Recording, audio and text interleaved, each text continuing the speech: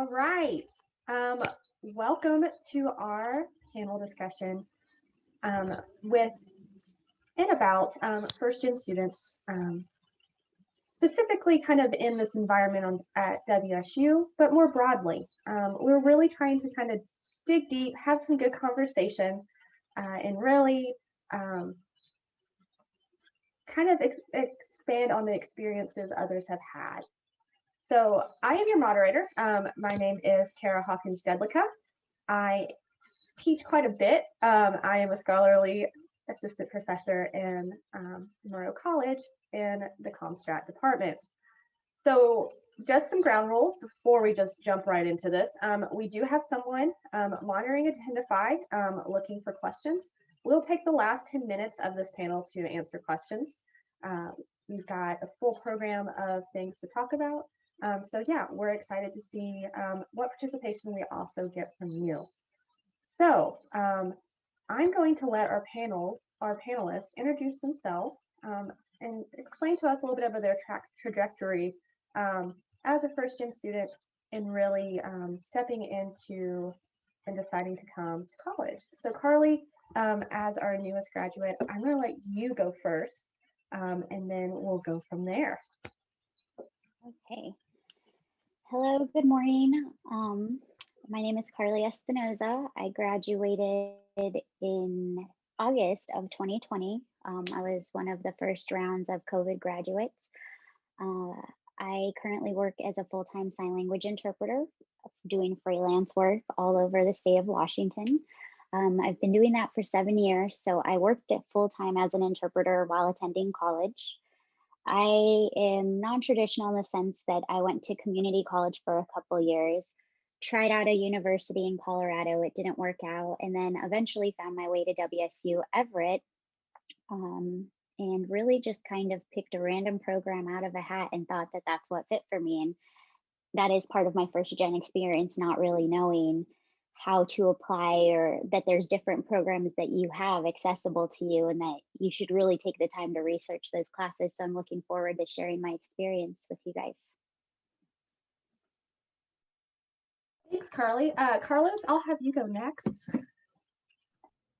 Great. Well, thanks for having me, everybody. My name is Carlos Agara. I am an assistant professor at the University of Texas at El Paso. And next year, I'll be an assistant professor at Claremont Graduate University. I am a proud native of Tacoma, Washington. So if there are people from Tacoma out there, I'm a 2009 graduate of Washington State University Pullman, majored in political science. And my first generation experience is no different than what was previously described by Karley. You're sort of figuring stuff out. There's not a lot of institutional knowledge. You're sort of picking stuff out of a hat, and so that's pretty much my 4 years at Washington State. And I'm excited to sort of dig into this conversation. And thanks again for having me, everybody. Thanks so much. I'm starting to hear a lot of similarities. So Sarah, I'll have you go next. You have a unique experience to yourself, but also I'm really happy to have you on the panel to have your knowledge and experience in your current role. Thank you very much, Cara. Thanks everybody for having me, and I look forward to this conversation. Yeah, I would say I've worked in higher education for 23 years now. I was very non-traditional. I attended community college after high school, graduated from high school in 1989. Yes, I'm almost 50. I graduated with my associate's degree in 1991 from Centralia College. And then I got married and then went about my life, right? Then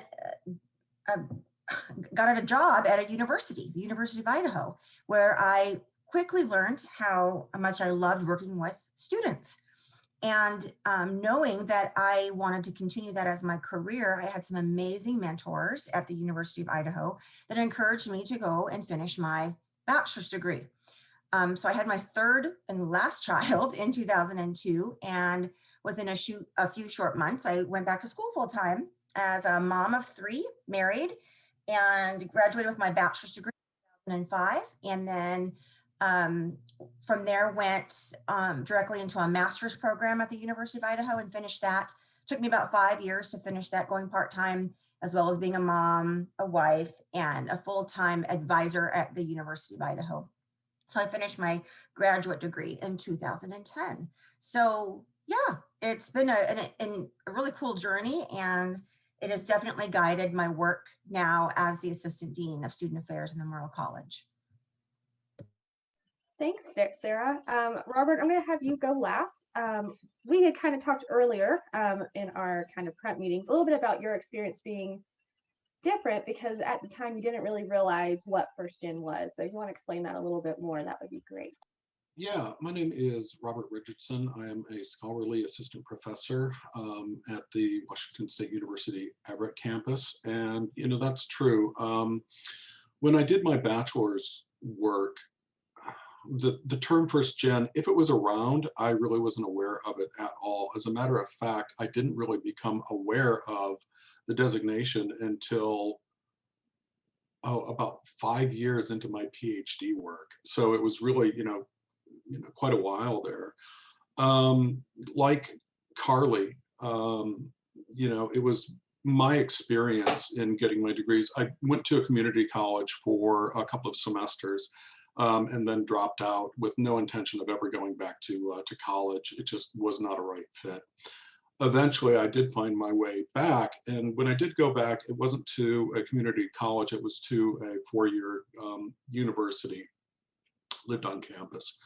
I suppose one of the big differences, though, Cara, and trying to answer your question here for me was that I went to a four-year state school, but I was surrounded by what would have been designated as other first-gen students at the time. And so that really informed a lot of my experience. We were all just sort of like trying to figure out how to, how do you choose a major, and learning how to navigate the system like that. And I just sort of like jumped in and started taking classes for things that interested me, and sort of like took it from there. I sometimes describe myself to people as the accidental academic, because I never really set out to really get any of my degrees. I mean that seems like maybe kind of counterintuitive, but it was really kind of mostly true even with my PhD. I kept going back and taking classes because it's what I really loved, questioning and finding things out. And that's what really drove it. It kind of, ended up, culminating in a few degrees. But the thing that was really driving me was that, that was academe, was where they seemed to ask the questions and, probe the kinds of things that I was really interested in. Yeah. So we have a lot of similarities between your experiences. There are also some kind of major differences. So either Carlos or Robert, you both went on kind of further into academia. What kind of do you think drove you guys as first-gen students to kind of explore that path a little bit further? Carlos, you want to jump in? Sure. There's a short answer and then there's a long answer. The short answer is, as I mentioned, I graduated Washington State in 2009, right? And, for some people in the audience, it might be ancient history, but 2009 was the economic recession. And it's not too unsimilar that what recent graduates find themselves in today. And so, struggling to get a job. And I was very lucky to get a funded master's degree into, going into the 2010 academic year. Very lucky in that regard. Great mentors at WSU, Robert Richardson, for example. We talked about this a little bit. He wrote one of my recommendation letters. And, that was the first time I was exposed to higher education, really. When you're an undergraduate, it's hard to sort of balance working and trying to figure things out, trying to figure out life. You're so young at that point. I came straight from high school. to WSU Pullman. And so it was a lot of growing up to do. And, you get into higher education. And I think for a lot of the reasons that Robert mentioned, you develop this sort of intellectual curiosity, but you also develop this sense of, holy crap, there's not a lot of diversity in academia, whether that be first generation, whether that be social class, whether that be racial, and it's just something that I think sort of fueled me, going on and getting a PhD and then going on to eventually be an academic, because these voices are just so critical. I mean, we teach, whether it's WSU, whether it's the University of Texas at El Paso, whether it's Yale, Dartmouth, whatever, you're teaching a lot of students that are first generation. It doesn't really matter where you go. And you really have to have, I think, from a professorial perspective, empathy for what they're going through, but also understanding. And I think with that comes diversity. So I think that's what sort of fuels me, as I go forward in this profession. Yeah, and for me, it was really that curiosity again. I'd worked an awful lot of jobs, as I think a lot of first-gen students do. And I'd worked a lot of customer service jobs. And I was really, I don't know, I've always just been really intellectually curious, I guess, and never really had much of an outlet for that. Carlos, I was thinking about this with what it was you were saying a second ago, in that I come from a family and a family background that is traditionally farming, and there isn't a lot of precedent for the kinds of questioning strategies or what have you, that show up in academia a lot in my family background. But I mean, that was what I like to do, was to think about things in as much detail as possible. And when I got to that 4-year research institution, I found myself with professors for whom that that predisposition to question things was not only validated, but it was welcome. And suddenly I found myself in an environment where I could have the kinds of conversations that, I never, had before. And, I was talking about my family of origin a second ago here. It wasn't just that, the community that I was raised in as well. It was a suburb of Grand Rapids, Michigan, which is the second largest city in the state of Michigan.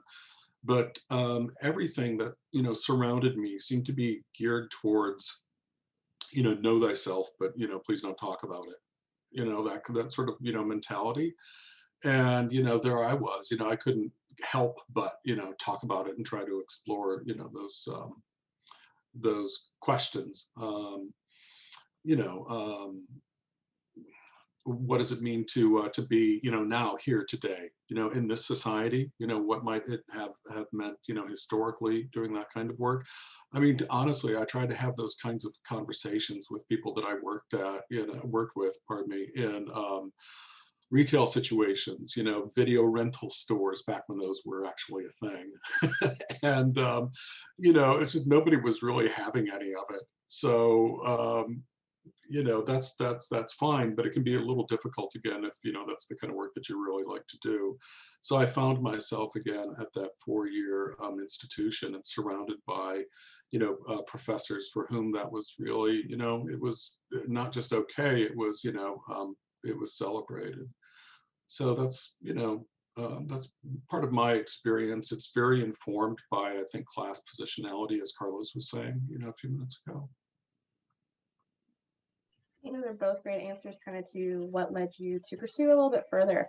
Something else I noticed among almost all of our panelists was definitely the need to work during college. And a lot of students don't, have the privilege of not having to also hold down a job, or don't need to work. So Karley, I might just start with you on this question. Kind of what was your experience working a job it sounds like you've had for a while, and also going to school at the same time? Oh, I think that it added an additional level of challenges that were both positive and negative. I think as first gen students, a lot of us choose to work because it is kind of a cultural thing ingrained in us. And because we're kind of stepping out of the norms in our family, we kind of try to find that middle ground balance. I can't speak for anyone but myself, but it's kind of, meeting your family halfway of, oh yes, I am working, mixed with not knowing what resources are available to students and not knowing that there is funding available for you so you don't have to work. And unless you ask those questions, which you don't even know what to ask or who to ask, you don't know those resources are available. And I think that that is a huge part of why a lot of students, first gen students, decide to work, because we need funds coming in to be able to pay for books, lifestyle, the little time we do have, having some fun with some friends. And so I think that it also, though, helped me focus on my schoolwork and have time for school and time for work, because I did have limited time. So instead of putting off typing a paper, I knew the time I had allotted for that, I needed to get it done. So I feel like it was a positive in the sense that I did make sure that my work got done. And I mean, there were a few nights where I maybe got an hour of sleep and was exhausted the next day, but you get through it, and it builds character. I mean, at the end of the day, I feel like I'm ready to conquer the world because I know what I'm capable of on limited sleep with limited time and limited resources. And so I think it's been a positive. I think one thing that was challenging, I went to the WSU Everett campus and I did a research paper about club involvement and how crucial it is to get a job post-graduation. And upon my research, most of the students there are first gen. And the times that the clubs could meet, because of the few students who don't work, are during the day when most of the first gen students have to leave to go to work. And so talking with some recruiters, a lot of them were asking about club involvement. And I'm like, oh, I went to one or two meetings here or there, but not having that experience really does affect your ability to get a job post-graduation because you don't have that real life experience. And unfortunately, right now, there's not very much evening club involvement. And so, at least at WSU Everett. So I think that that was one of the really hard things about working, is either choosing to use a sick day to attend a 1 hour club to try to boost my resume, or, just let it go to work and keep my sick day for when I'm actually sick.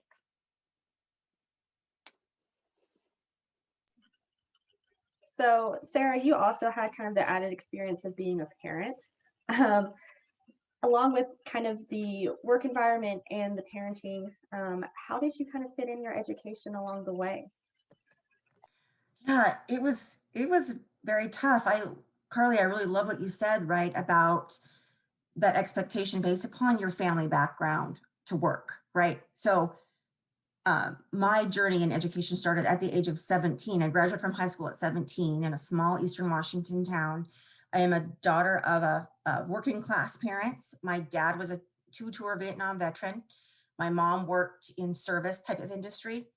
And the purpose of going to school out of high school that I was taught was so that as a woman, I would have the ability to take care of myself and my children if something were to happen to my husband.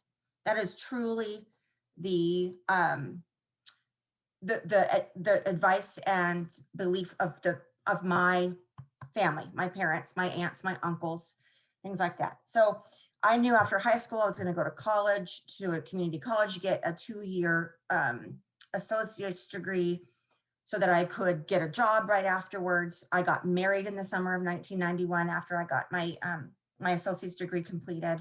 I worked the entire time I was earning that associate's degree, because that's what you do. You work. You have to be able to pay your bills. You have to be able, I did get some financial support from my parents, very little, but I paid for my community college experience through my summer jobs leading up to that.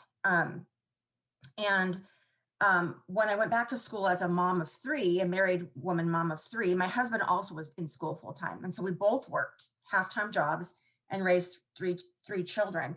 And I think my story is different from Karley in that my only purpose for going back to school at the age of 31 was so that I could earn that bachelor's degree so that I could work at different types of staffing positions at a university, because I really wanted to work with students.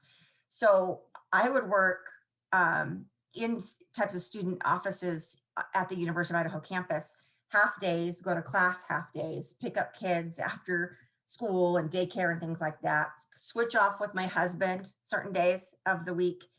And as a mom, my experience was even different as my husband's, because when I'm at home as a mom, home means laundry, dishes, cooking, cleaning.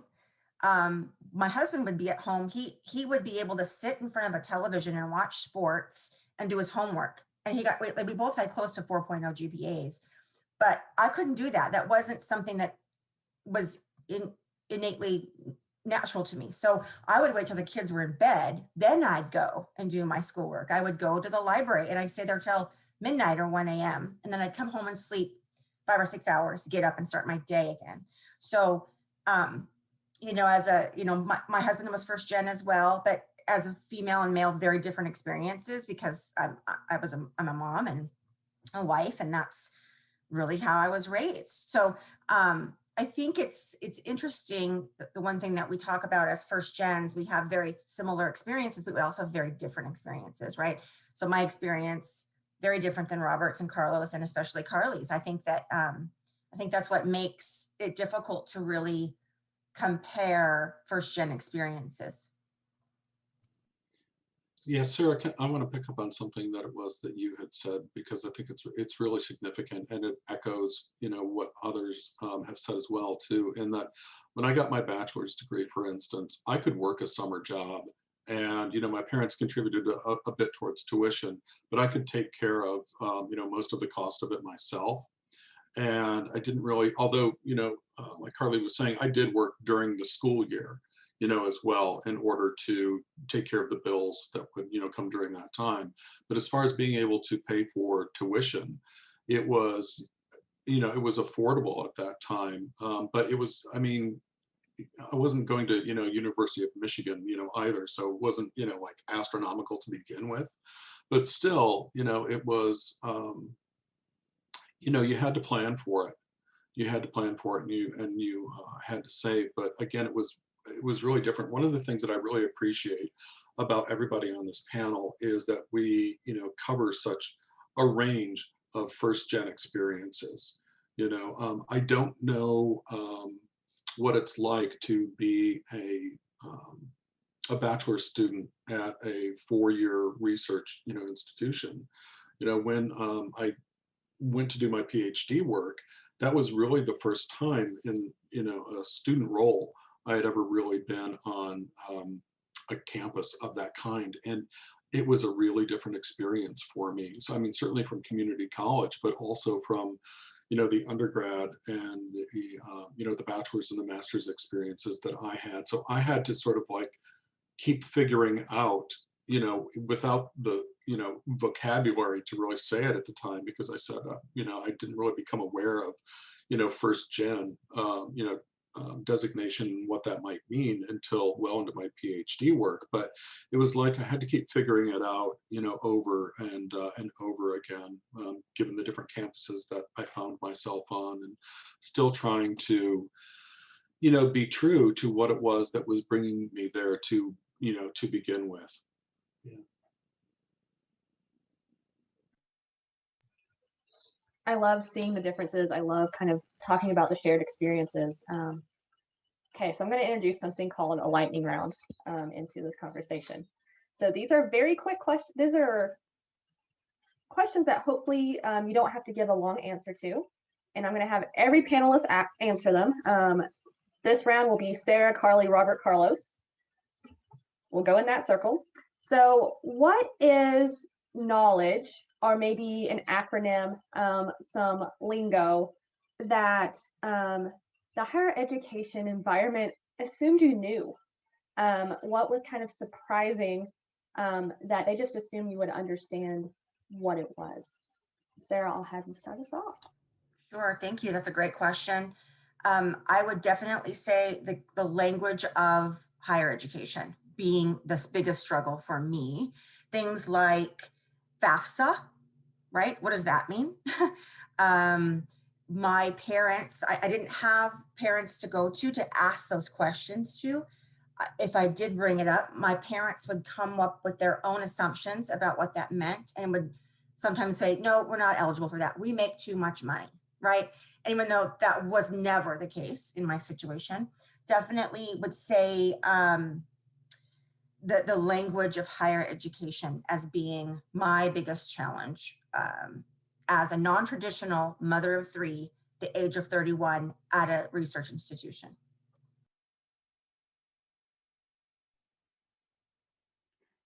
Okay, I guess I'm next. I would have to say, I would piggyback off of Sarah and definitely say it was the higher education lingo.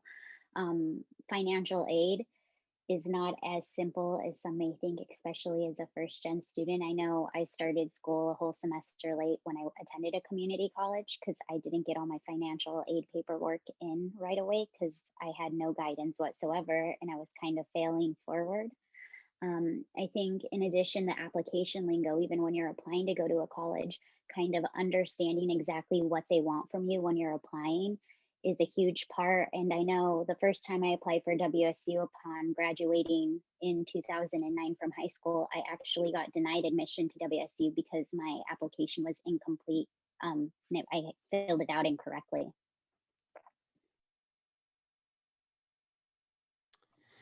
Okay, I can be very brief. Office hours, financial aid, how to study, undergraduate research opportunities, how to take notes in class, how to write an email, how to talk to your professor. Yeah, a lot of those were mine too, Carlos. Thank you. For me, probably one of the biggest one was though that, it was assumed that I knew what it meant, what it was like, how to navigate the power structures and the administrative aspect of being at a university. I also didn't really understand all of the services really that were available to me, like, the writing center, excuse me, on campus, how that worked and, all that.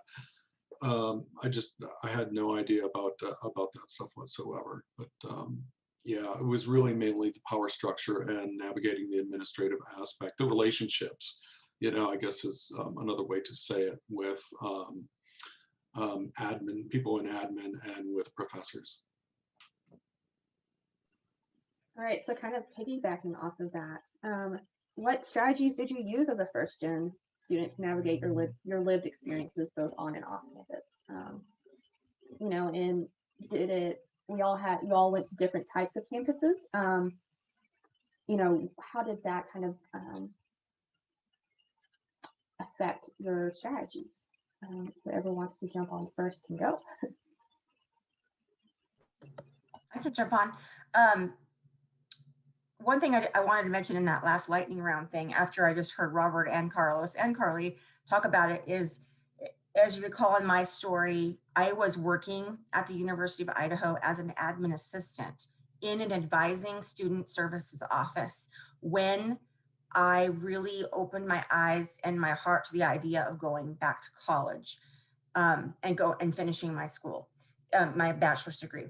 I was blessed with the fact that I became close friends with faculty and staff members at the University of Idaho who greatly encouraged me. So for me, if I did not have those mentors, those women, I would have never done it, right? So I was learning the language of higher education. I was learning what life was like for traditional college students, non-traditional college students, first-gen students, because of my work, my everyday work. But if it weren't for mentoring and encouragement from the faculty and other people in my daily life, my lived experience, I would have never done it because it just wasn't there. It wasn't in my cards. It was just not something that I would ever considered in my life. So to me, my lived experience was greatly improved by mentoring, by mentors in my life. Sarah, that was mine too. One of my strategies was to, try to find someone who's more experienced than I was, both, faculty and students, and, try to learn from them. I got really lucky. Carlos and I have talked about this. I'm not sure, Karley, if you and I have talked about this or not, that we may have. That when I went back to school, I went to that 4-year institution. The very first semester, as a matter of fact, it may have even been the very first class of the first semester that I was there, I had a professor for an English class, a 100 level English class. He had graduated from the University of Iowa Writers Workshop in the 1950s, when that was the place to go, really bar none in the country at that time, if you wanted to be a serious creative writer. He was a poet. And I got into his class, and his teaching strategies were just really unlike anything I had ever encountered before. And he was really interested in developing and having conversations with students about the material, not sort of like, standing back and, pretentiously saying, sit down, kids, let me tell you what it's about, but really engaging us in meaningful and dynamic conversations. And he had asked a question at one point, and I don't remember what it was specifically, but I answered the question, and he lit up. I mean, he got, visually excited by the question, and, answered it. And I thought, oh, wow, okay, maybe I do have something to contribute here. And over the course of the next, not only, days and weeks, but as it turns out, years, I developed a friendship with him.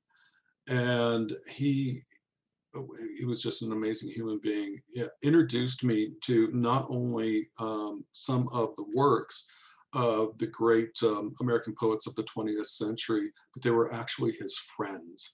I mean, like, oh yeah, here's Robert Bly, I'd go over to a party at his house or something and meet, Bob Bly or, Anne Sexton, and he were extraordinarily close.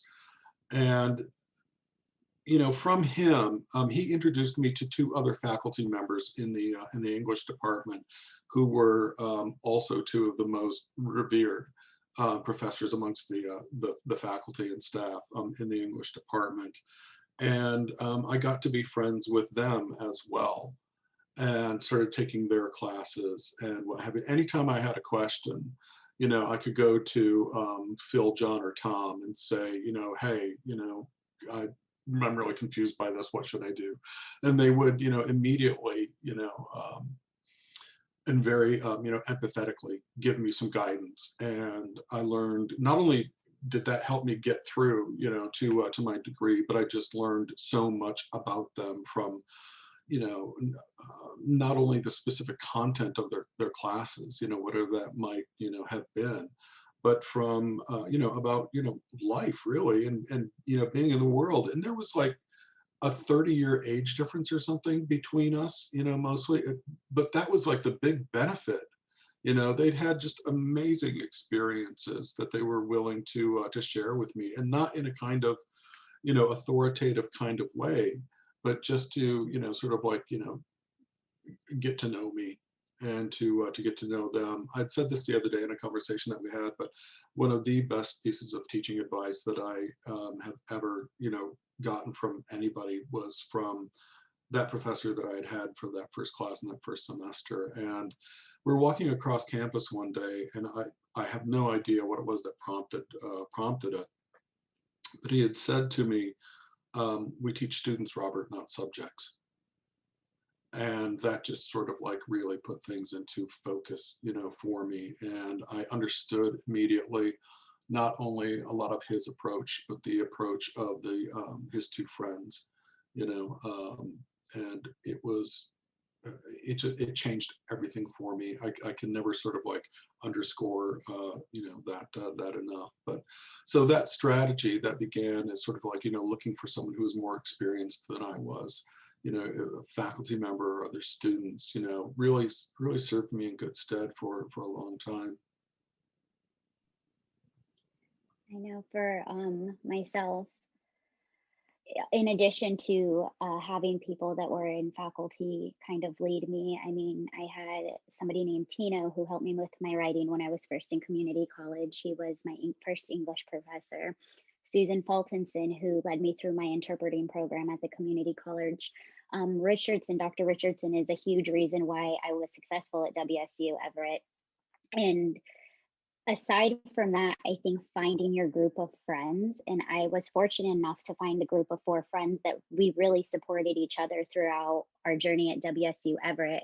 Being that it is a new campus, there is a lot of things that are unknown, and we kind of work together to make it through that. And in that group, one of my close friends is actually a first-gen student and has gone on to go to law school. And just having that time and space to feel vulnerable, but know that you're not judged, but also have those people give you tough love sometimes and tell you things you don't always want to hear, I think is extremely crucial, and being open-minded to be able to receive that feedback too.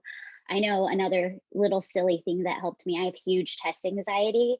And so I stopped calling my tests and quizzes that, and I called them celebrations of learning, because that's really what they are at the end of the day, is we get to celebrate that we've learned and acquired knowledge that we didn't have prior.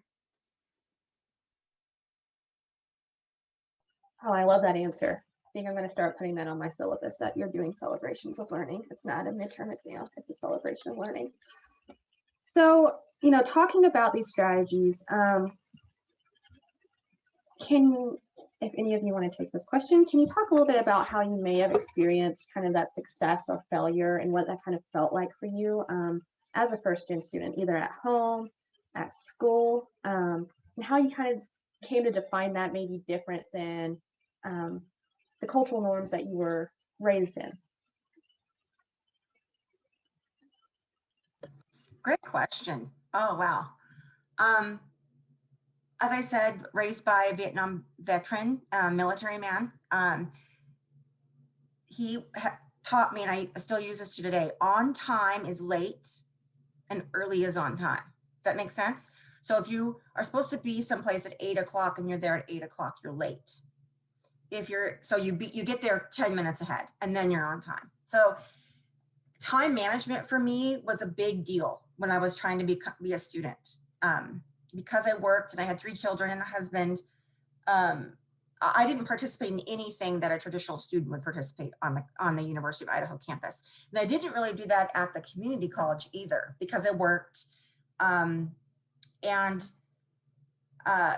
was really good at time management for my school. I was horrible at time management, I felt, as a mom, okay? Meaning like school, I had that figured out. I knew that in order to get the grades I wanted, I needed to manage my time. I needed to do that well. But as a mom, I felt defeated most days. And that's because I was going against the cultural norms of my family, right? I was going against as a mom, being a mom is the most important thing in my family. And it is to me still to this day. But I knew deep down in my heart that earning my education and working toward that goal was important to me, which would make me a better mom in the future, right? So for me, time management was my success as a student, but it was my feeling of defeat as a parent while I was in college. So that's my piece.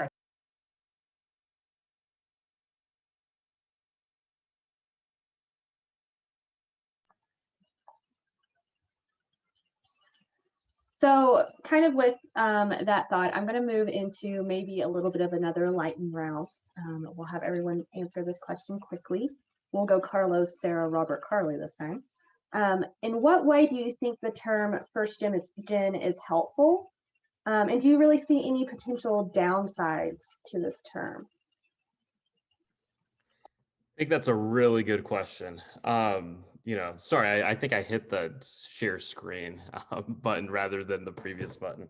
I just want to sort of briefly, I'm not going to filibuster here, just a little bit of the previous question, because I was trying to unmute myself. Uh, you know, I think and this relates to sort of your question. There are downsides, I think, and I think it's this perception that you don't really know what you're doing. I'm in a profession, in political science, where half of all political science tenure track professors are the kids of academics. And so if you say that you're first gen, I think it comes with a sense of expectations or lack thereof. That you really don't know what you're talking about, or you really don't know what your outlook is. I think culturally, going back to the previous question, if I could just say briefly, my parents don't have a clue what I do. They don't have an idea, right? And I had no idea what professors actually do. Especially at an R1 institution. I'm currently at an R1 institution, and I have no idea that, primarily it's research, right? It's research all the time. And so I think that creates a little bit of a cultural sort of lag, right?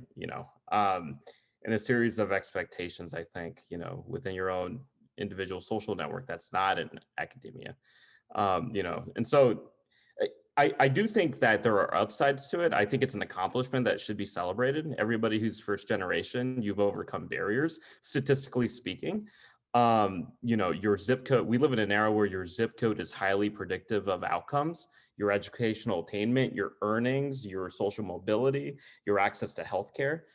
So it should be accomplished. But I do think that there is this sort of downside in terms of people's stereotypes about first generation students, it's some sort of, that you really don't know what you're doing, or that you're stumbling all the time. Some of the best students that I've had in my classroom are first generation, and they have it put together much, much better than a lot of non-first generation students.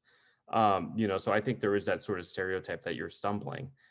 And I think nothing could be further from the truth.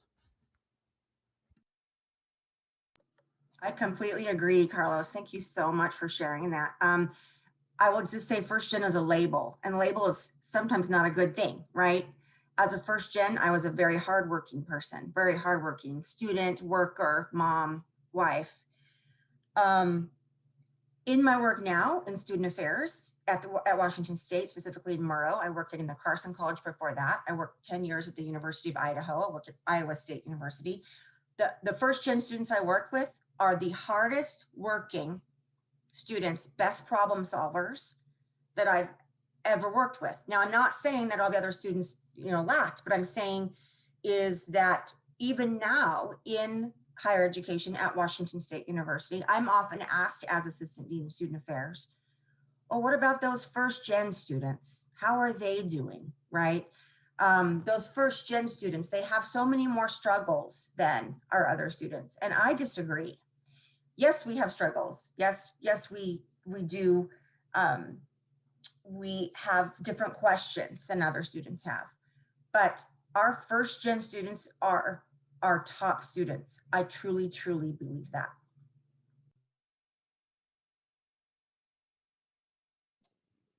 Yeah, I agree with that and echo some of what you had said, Sarah, and Carlos, what you had said as well too, that I think that for me, one of the upsides to being aware of the term was that a lot of what I had experienced had a context in a way that it didn't before, that it wasn't just sort of, me or unique to me, but, something about the experience of being in this particular place, and the lack of familiarity with how things were done in that. So when I heard the term, it was truly clarifying.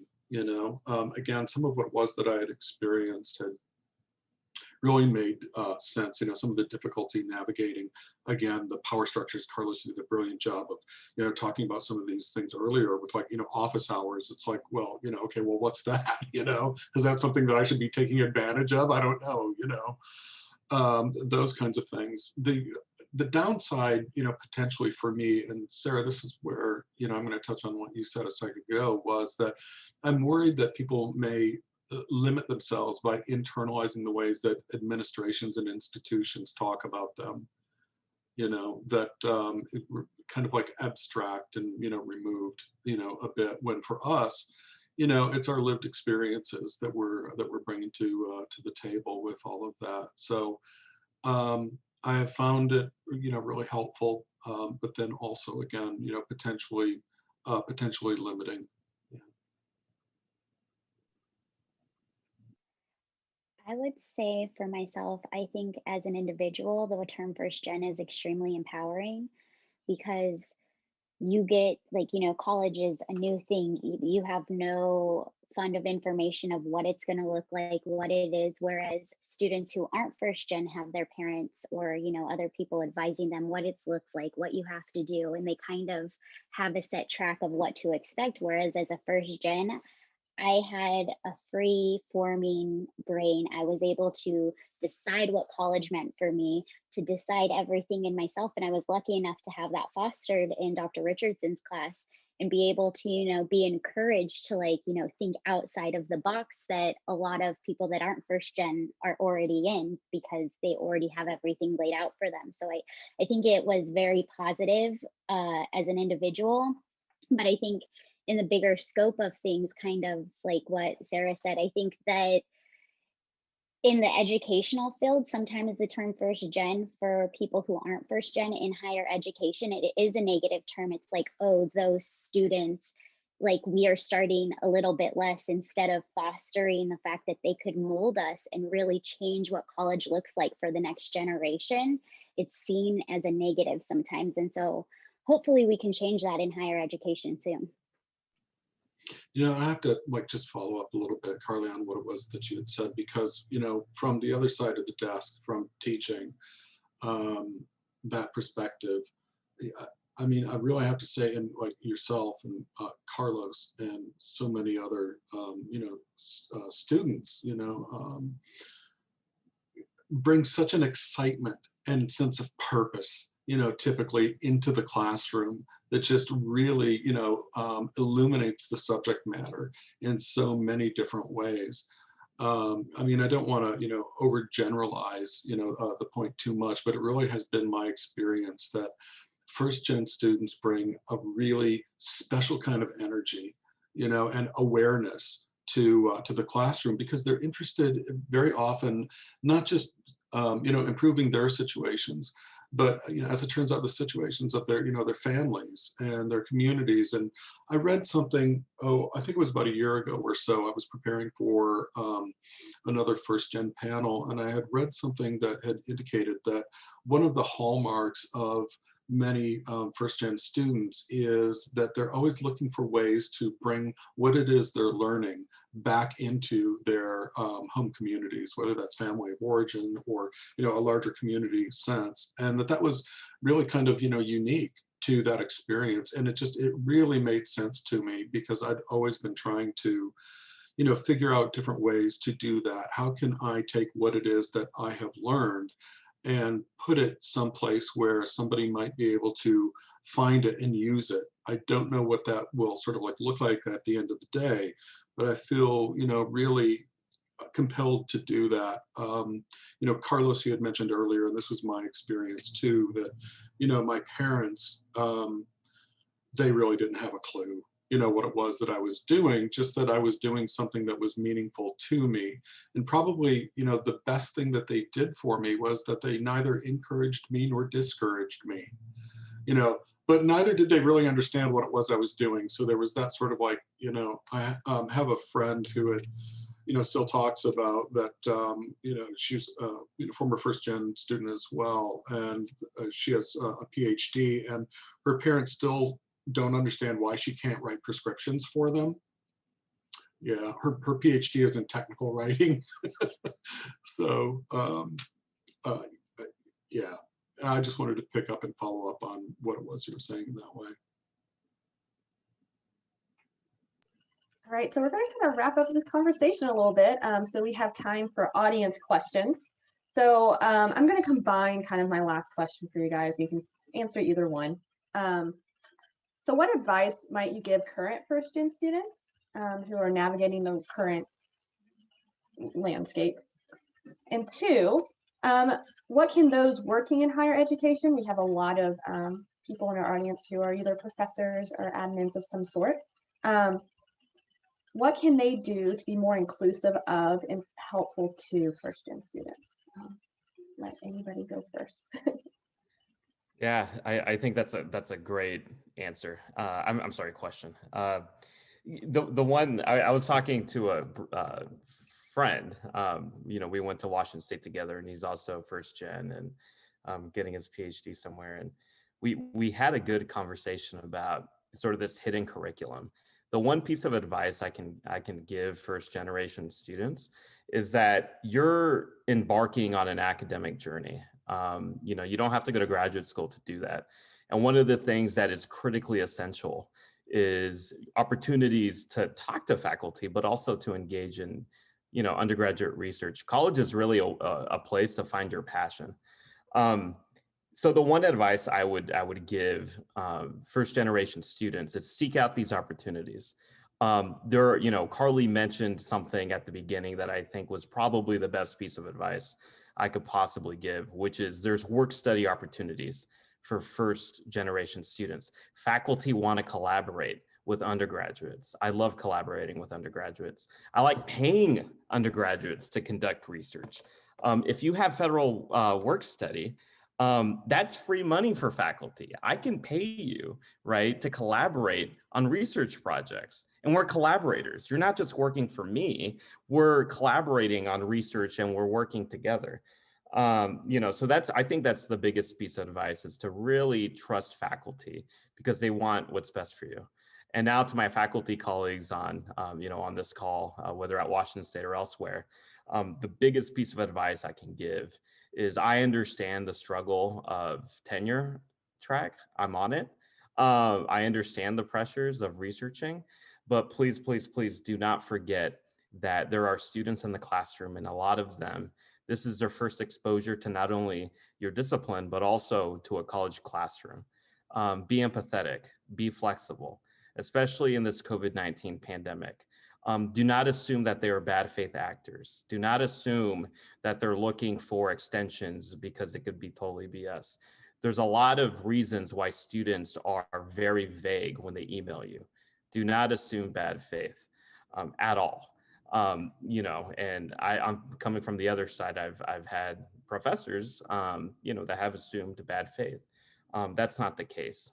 You know, a lot of them are struggling, you know, to juggle, you know, coursework and work and other familial obligations. Give them the privacy that they deserve. You know, so I think we can be supportive as a scholarly community and really mentor first generation students, because God knows academia really, really needs more representation in first generation students. And so you're leaving an impression. And so, you know, I understand, you know, the struggles of tenure track and publishing and researching, but, you know, just don't forget that, you know, even in the class of 300, you have a lot of first generation students in there that you're making an impression, whether you realize it or not. To kind of piggyback off of what Carlos was saying, I read an article in the paper that actually was talking about knowing the whole student, not just the student academically, but knowing them mentally and emotionally too, so they could have that support. I know that professors have tons of things on their plate, from research, tenure, like Carlos mentioned, but I think taking that time, even if it's just one office hours, and inviting a student that you see is struggling or asking for extensions, to kind of get to know the whole student, not just academically, but who they are outside of the classroom too, will really help educators really understand X, Y, and Z that you maybe not have thought of prior. And as a student, I just really support all students. Continue to ask questions. Don't be afraid. You are paying these people thousands of dollars to ask them questions, so they are at your disposal. Do not be afraid to ask questions. No question is stupid. And at the end of the day, the worst thing somebody can tell you is no, or tell you how it should be. And just, you know, have that confidence. It's not, you know, a stupid question, and it's not feeling stupid. It's just acquiring information that you're paying for.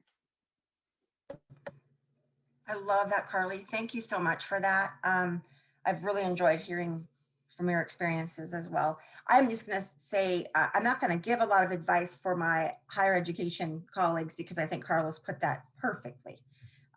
You said it perfectly. But from the standpoint of a first-gen student, I would say don't be afraid. Don't be afraid. Ask lots of questions and find your people, right? Find your people. Don't be afraid of seeking out mentors. My mentors played a huge role in my journey academically as well as my journey professionally. And I just like to say thank you to those women. Christine Roby, I became the admin assistant to the college advisor, Christine Roby, in the College of Letters, Arts, and Social Sciences at the University of Idaho. She, as well as Dr. Sandra Harsager, who has since passed, and Pat Lindquist, and Debbie Storrs, Dr. Debbie Storrs. Those women are the reason I do what I do today, because they inspired me and they encouraged me and they helped me. And I would also say, find something in common with everyone. As a professor, as a professional, I do that every time I get a chance to meet with a student, is I find something in common with them. That is how we build our relationships and build our rapport, so that we can be understanding and really get to know the human connection and get to know that person. So that's my main advice. Wow, you guys have said really amazing and useful things. I suppose, mine would be, don't be afraid to fail. This is like we were talking about this a little bit earlier. Show up and invest yourself. I don't know what it's like to get things right all the time, whether it's as a student or as a teacher or, as a person. I have no idea, what that's like or what that could possibly mean, but it seems kind of uninteresting to me. If you're not getting things, wrong sometimes, then, what is it that you're really learning at the end of the day? What is it that you're risking? Because meaningful learning does take risk on everybody's part. There's this saying that I found really useful that is, change is inevitable, growth optional. And I think that failure gives us that opportunity to, they're sort of like, Karley, I love the way that you had reframed the celebrations of learning, for exams earlier, that, really reframe, failure is kind of like a happy accident, that you now are aware of more of the dynamics, that are in play than you may have been before. So I really try to, in my classes, to normalize that, say, don't be afraid, of failure. Push yourself up to the edge and then keep pushing further, if for no other reason, just to find out of what you're made, and for faculty, I suppose I'd go back to that teaching advice that I got from, my undergrad professor and friend Phil Legler, which was, we teach students, not subjects. Now, one of the things that I had, learned when, I did, start to teach, and Karley, you referenced this a little bit ago, was just how much teachers, professors have on their plate. It is an enormous lot, typically. So, it can be difficult to know when is it too much and when is it not enough. We don't always know, in teaching specific subject matter, for instance, are they going to understand what it is that we're talking about? What do we have to do in order to bring people into the conversation appropriately? And we don't always know. But I think that, we need to try that. And again, being aware that we teach students and not subjects, seems to me like some, pretty astute advice.